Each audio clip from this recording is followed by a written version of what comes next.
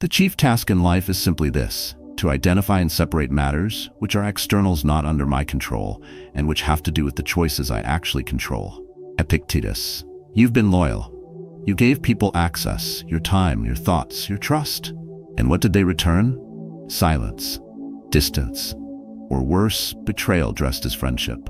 Every man has felt it, that gut punch moment when someone you stood by used what you shared against you. Not strangers, not enemies, but the ones you let in. This isn't just about backstabbing, it's about how not to be an easy target ever again. In a world where loyalty is fluid, perception is everything, and silence can be power. You need more than good intentions. You need a strategy. In this video, we'll break down 7 Stoic rules that will reshape how you move. How do you protect yourself without paranoia? How to test trust quietly? How to command respect without ever raising your voice?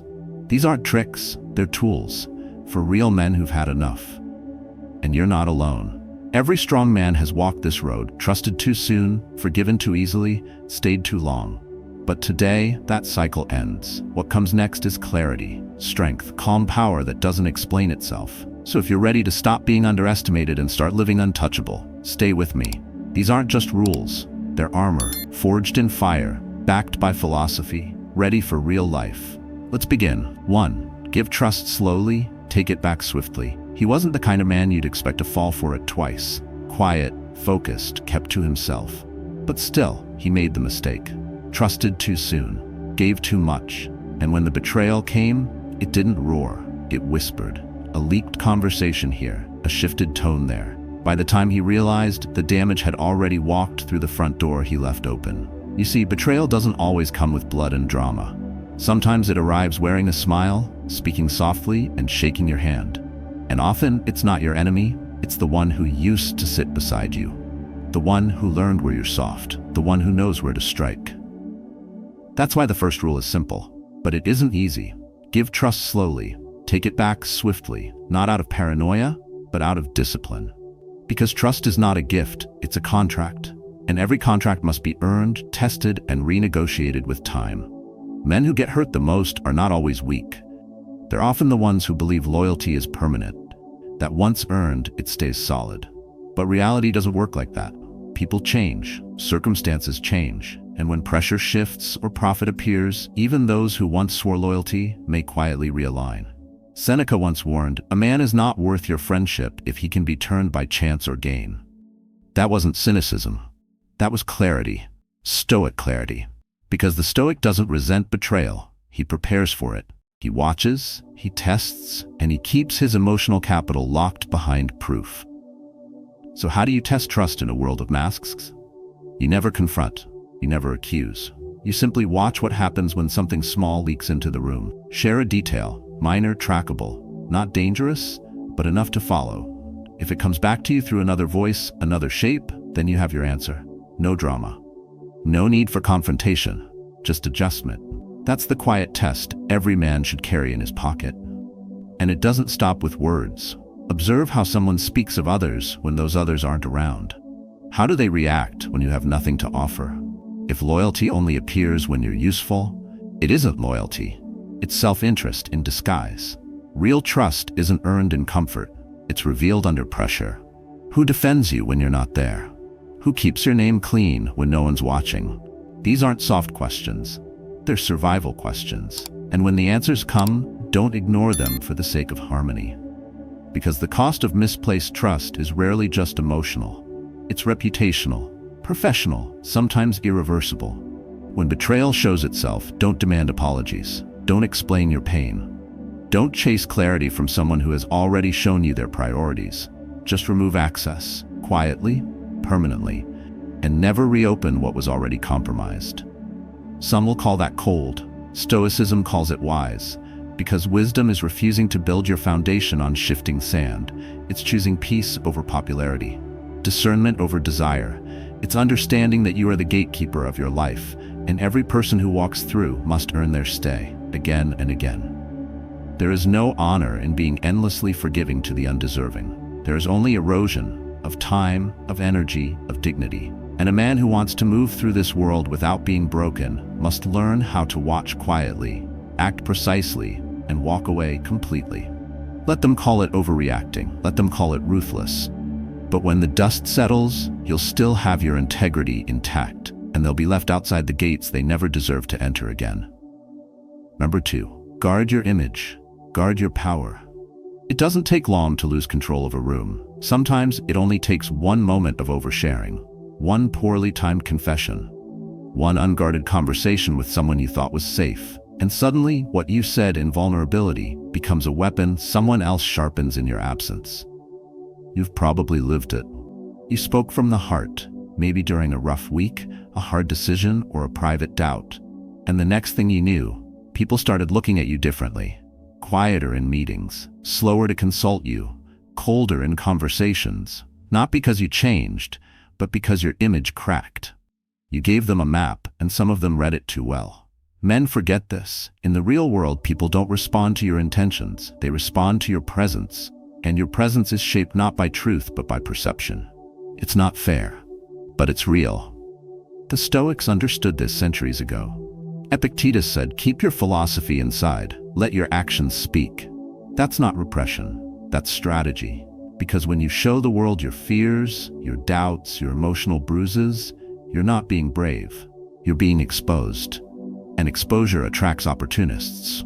It's not about pretending to be someone you're not. It's about becoming someone no one dares misread. A man who knows his pain but doesn't broadcast it. Who feels deeply but speaks carefully. Who carries himself like a fortress, not to push others out, but to protect what's sacred within. There's nothing stoic about being robotic. You don't need to hide your humanity, but you must filter it. You must train yourself to know who has earned the right to see you unguarded and who hasn't. Your story isn't public property. Your pain isn't community theater. It's private ground, and not everyone gets a key. Think of it like this. 2 men walk into a storm. One wears his fear on his face, speaks anxiously, and opens his hands to the sky. The other says little, eyes steady, movements precise. He's not pretending he's not afraid. He's just decided that his fear will not become public currency. Which one do people rally behind? Which one do they doubt? It's always the one who looks composed, even if he's bleeding inside. And that's not deception. That's discipline. A man who can hold his form under pressure commands natural respect. He doesn't need to demand loyalty. He earns it in silence. Your image is your armor, and armor only works when it's intact. Show cracks too early and you invite testing. You invite a challenge. You invite betrayal disguised as concern. But keep your posture strong, your tone even, and your reactions calculated, and people will think twice. Not because you threatened them, but because they don't know where your lines are. Mystery isn't manipulation, it's protection. In a world of noise, composure is power. In a room of emotionally reactive men, the one who stays still becomes the one everyone watches. Not because he's loud, but because he's unreadable.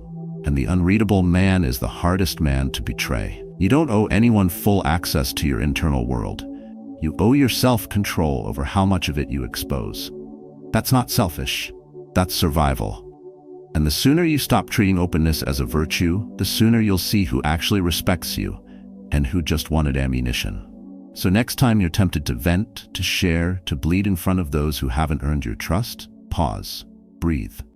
Remember, the moment you speak, you give power away. The moment you stay silent, you keep it.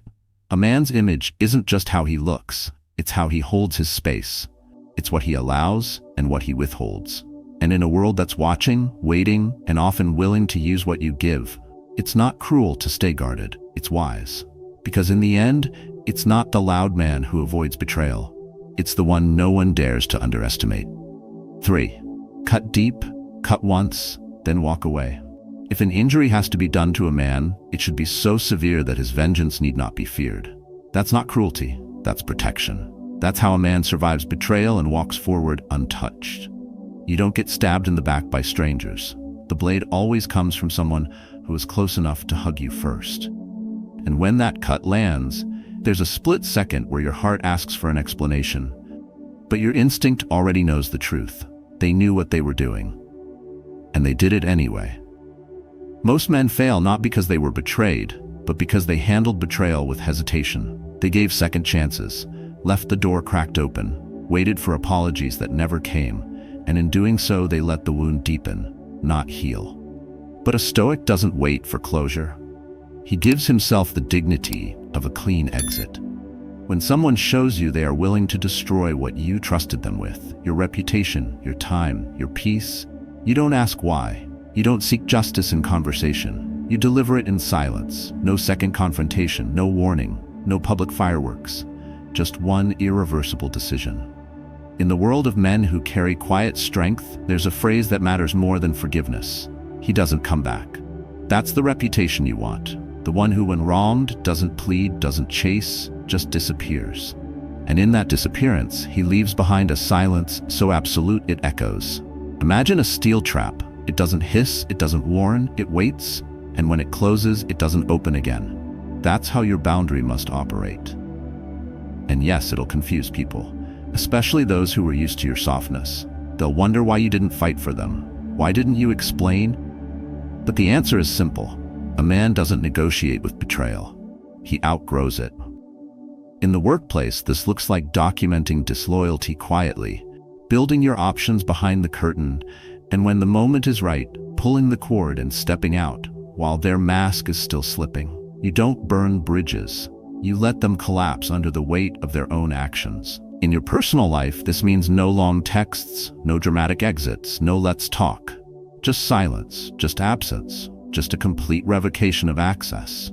Not because you hate them, but because you respect yourself more than the comfort of keeping people who showed you they can't be trusted. Marcus Aurelius wrote, "The best revenge is to be unlike him who caused the harm." That's what it means to move like a man, not to retaliate, but to make your life inaccessible to those who ever thought they could diminish it. You may not feel strong in that moment. The betrayal stings, your pride bleeds, but your response is what builds the legend. A man who cuts once, deep and final, becomes someone no one crosses twice. And what happens next is always the same. The ones who wronged you will speak. They'll try to shape the story. They'll feel the absence you left, but they won't feel the right to re-enter. Your silence will be louder than their excuses. Your absence will carry more weight than any confrontation ever could. So next time someone crosses the line, don't raise your voice. Don't seek pity. Don't leave space for return. Let your departure be permanent, cold, and clean. Because in a world where most men beg to be seen and understood, the man who walks away without a word is the one they never forget. 4. Earn respect without chasing approval. It is not that we have a short time to live, but that we waste a lot of it, wrote Seneca. And one of the greatest wastes of a man's life is chasing the approval of people who don't even respect him. You've been that man before. All of us have. You worked late to please a boss who barely noticed, laughed off disrespect from a friend to avoid conflict, said yes when every part of you wanted to say no. You thought being liked would buy you loyalty, but instead it bought you silence, distance, maybe even contempt. Here's the truth most men learn the hard way. The more you bend to be accepted, the easier you are to discard. In a world that rewards strength, boundaries, and quiet authority, too much kindness without backbone is a liability. Respect isn't something you can request. It's something you command, through presence, not performance. Through restraint, not noise. The way you walk into a room without needing to prove anything to anyone. You don't get there by being loud. You get there by being unshakable. Think about the man who never over-explains, the one who doesn't share his every thought or seek validation. He moves with purpose. He sets the tone. And when disrespected, he doesn't raise his voice. He simply corrects once. If the line is crossed again, he's gone. Not out of rage, out of self-respect. His absence is his answer. That's the kind of man the Stoics had in mind. One who sees dignity as sacred, who understands that giving everyone access to your energy makes that energy cheap. Epictetus put it clearly. If you want to improve, be content to be thought foolish and stupid by others. Not because you are, but because you no longer need their approval to define your path. Real strength doesn't beg to be seen. It makes itself felt in silence. When you stop chasing applause, you start attracting respect. Not from everyone, but from the right ones. Men who are respected rarely talk about being respected. They just live in a way that makes others think twice before crossing them. Their presence does the heavy lifting. And it's not because they're cold, it's because they're clear. They are kind, but not soft, generous, but not naive. They're not angry, they're just unavailable to people who waste their time. They understand that boundaries are not walls. They are gates, and gates are meant to open for the worthy and close without guilt for the rest. So, how do you move like that? You stop over-explaining. You stop justifying your choices to people who've already shown they don't value you. You don't try to be the nicest man in every room. You aim to be the most grounded. And when the world tries to shake you, when someone mocks, tests, or disrespects, you don't react. You remember who you are, and you leave the table without a scene. Because men who carry their worth in silence are the ones no one wants to lose. Let them talk. Let them guess. Let them wonder what you'll do next. And when you do move, let it be decisive, clean, final, no theatrics, no explanation. Just the kind of clarity that makes people question how they ever thought you were someone they could toy with. You don't need to be loved by everyone. You just need to be respected by the right people and feared by the ones who ever thought of stabbing you in the back. Not because you're aggressive, but because your composure says everything. And once you stop chasing respect, that's when you start owning it. 5. Move in silence, strike without warning. You don't win by being the loudest voice in the room. You win by being the one no one saw coming. Every time you overreact, every time you rush to defend yourself, every time you explain what didn't need explaining, you give the enemy something priceless, your playbook. They learn how to get under your skin, where to press, what triggers your fire. And from that moment on, you're not in control anymore. They are. You've seen it. You've lived it. Maybe in the office when someone twisted your words in a meeting and you bit back in frustration. Maybe in a relationship when passive aggression pulled you into a pointless argument. You got loud, you got emotional, and when it was over, you felt smaller, not stronger. Because you weren't playing chess. You were reacting. And reactive men are predictable. Predictable men are easy to break. Real power doesn't declare itself. It watches, waits, measures. And when it moves, it doesn't repeat itself. This is the kind of quiet dominance Stoicism trains you to live by. Not through detachment, but through command. You don't let your enemy know you're offended. You let him wonder if you even noticed. And in that uncertainty, his advantage crumbles. A man in full control of himself becomes unreadable. And when you're unreadable, you become unplayable. You don't tell people what you'll do. You show them. But only after it's done. No build-up, no announcement, no permission. Your movements are your statement. Your silence is your sword. And your restraint is what makes that sword sharp. Marcus Aurelius wrote, "You have power over your mind, not outside events. Realize this, and you will find strength." And that strength comes when your face stays calm, your voice stays even, and your eyes say nothing.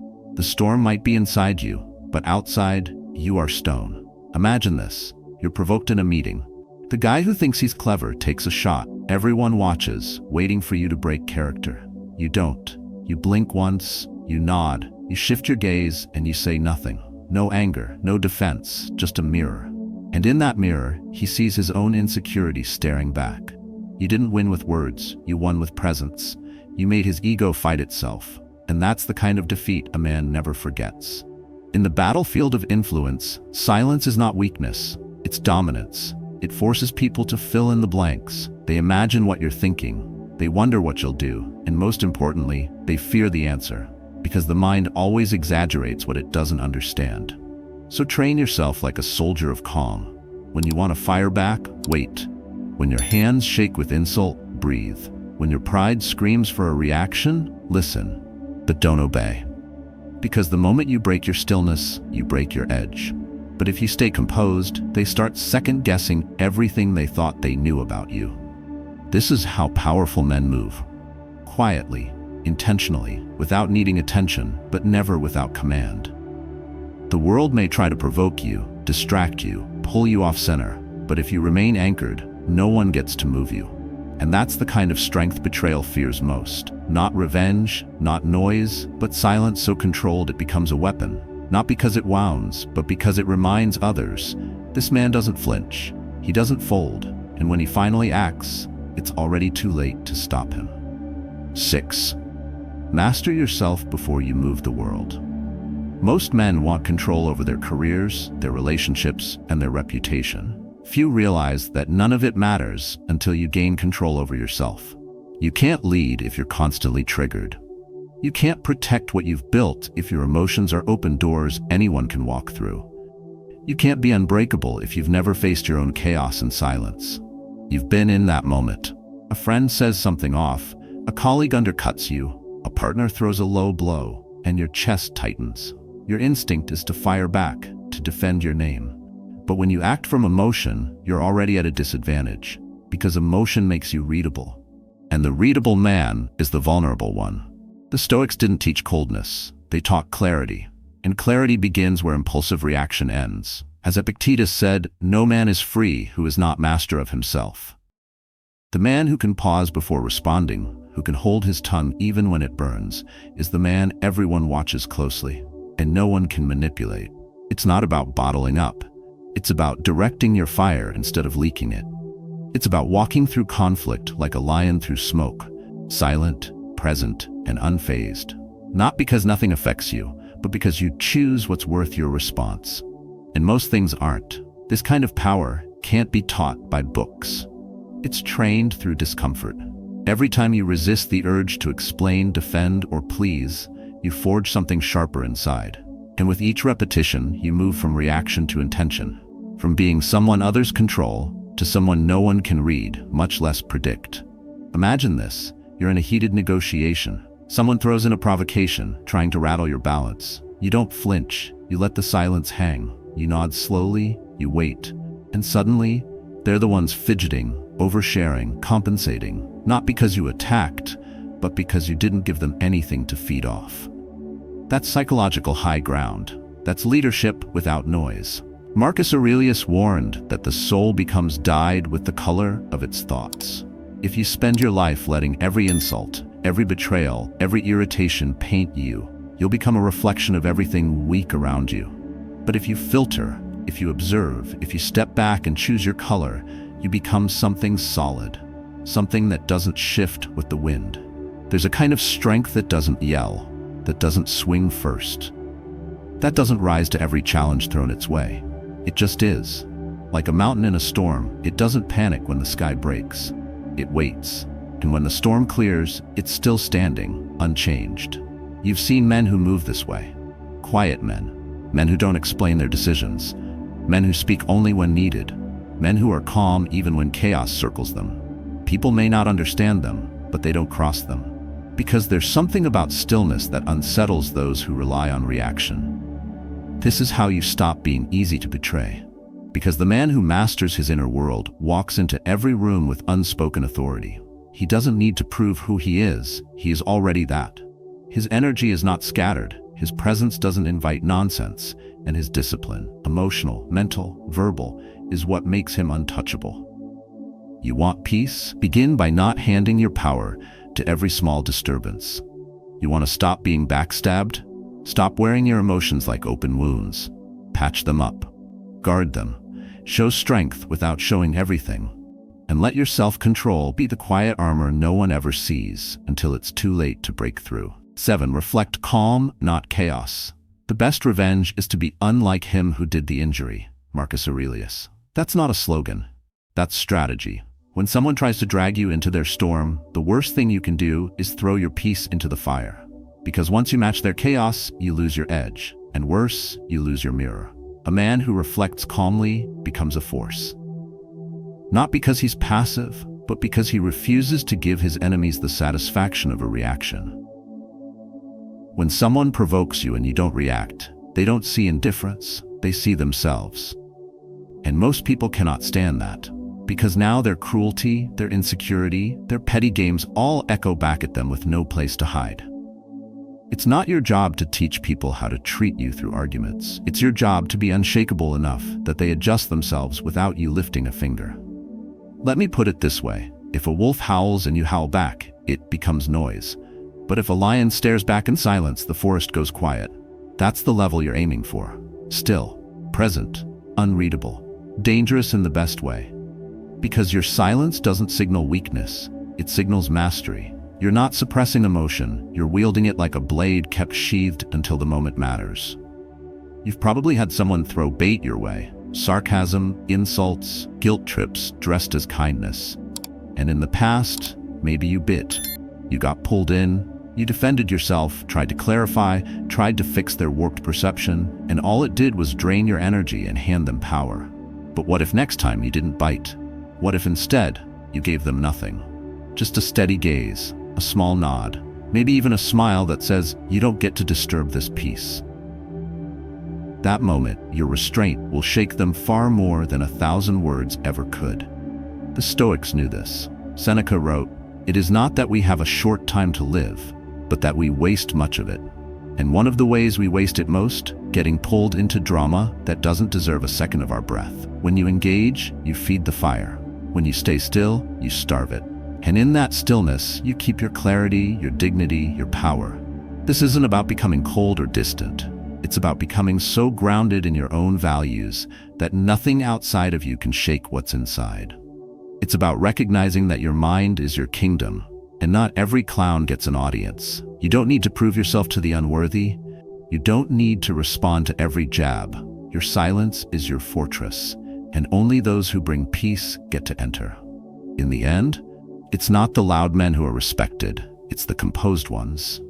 The ones who don't chase, don't flinch, and don't give away their stillness cheaply.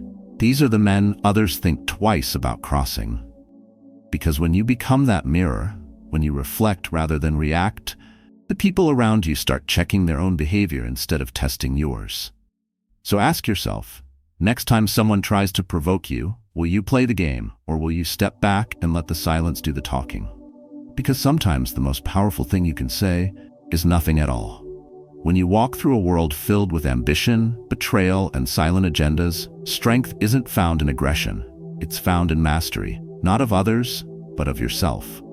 These 7 rules are not just defenses, they are disciplines. Each one, a shield forged in the fires of stoic clarity and quiet confidence. They are habits to be sharpened daily, because protection isn't a one-time act. It's a way of life. Trust slowly, guard your image, cut clean and walk away. Earn respect, not attention. Move in silence. Rule your emotions before you try to rule anything else. And reflect calm when the world throws chaos your way. None of this is easy, but every man who has walked away from betrayal stronger than before. He didn't get there by accident. He trained, he practiced. He chose dignity over impulse, clarity over noise, and composure over collapse. This isn't about becoming cold, it's about becoming steady. Not out of fear, but out of self-respect. When you live by these rules, you stop being someone people can easily use or manipulate.